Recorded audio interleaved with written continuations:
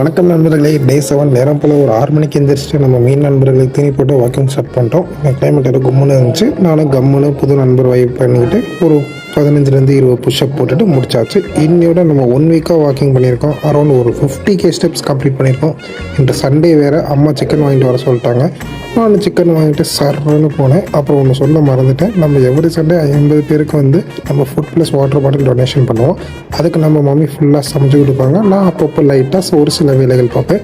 இன்றைக்கி என்னென்னா தேங்காய் சாதமும் ப்ளஸ் ஊறுகாய் ப்ரிப்பரேஷன் பண்ணிவிட்டு பேக் பண்ண ஆரம்பித்தாச்சு.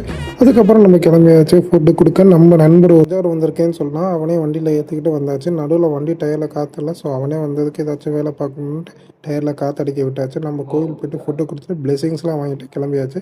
போகிற வழியாக கேட்டு போட்டாங்க. அப்புறம் ஒரு வழியாக ட்ரெயின் வந்துருச்சு. நம்ம இன்றைக்கி புதுக்கோட்டை போகிறோம். ஸோ அதை போய்கிட்டு இருக்கும்போதே ஒரு வீடியோ எடுத்துகிட்டு ஏர்ஃபோர்ஸ் ஸ்டேஷன் வீடியோலாம் பார்த்தோம். அப்புறம் ஒரு 30 கிலோமீட்டரில் ஒரு ஸ்டாப்பு போட்டோம்.